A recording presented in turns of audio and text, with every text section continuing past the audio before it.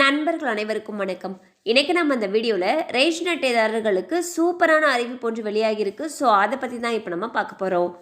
Ration கடைகள் மூலமாக அரிசி, பருப்பு, எண்ணெய் போன்ற பல்வேறு ரேஷன் பொருட்களை மலிவு விலையில் வாங்கி மக்கள் பயனடைந்து வருகிறார்கள்.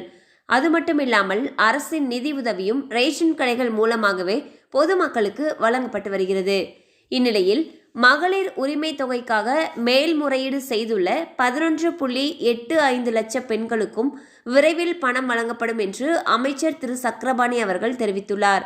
இதற்காக 8 வட்டாட்சியர்கள் 101 துணை வட்டாட்சியர்களை நியமித்திருப்பதாக குறிப்பிட்ட அவர் விரைவில் அனைவருக்கும் உரிமை தொகை கிடைக்கும் என்று நம்பிக்கை தெரிவித்துள்ளார். கலைஞர் மகளிர் உரிமை தொகை திட்டத்தில் இதுவரை 1.6 கோடி பேருக்கு மாதம் ரூபாய் 1000 வழங்கப்பட்டு வருகிறது.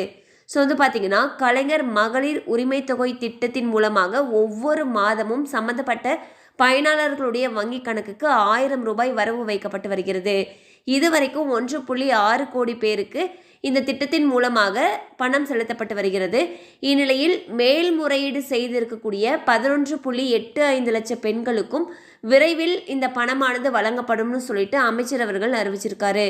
இது மக்களிடையே மகிழ்ச்சியை ஏற்படுத்தியிருக்கு. கண்டிப்பாக அந்த அப்டேட் உங்களுக்கு பயனுள்ளதாக இருந்திருக்கும் நம்புகிறோம். மேலும் இது போல் அப்டேட்ஸ் உங்களை உடனே ரீச் ஆகணும்னு நினச்சிங்கன்னா நம்ம சேனலோடு தொடர்ந்து இணைந்திருங்கள். தேங்க்யூ ஃபார் வாட்சிங்.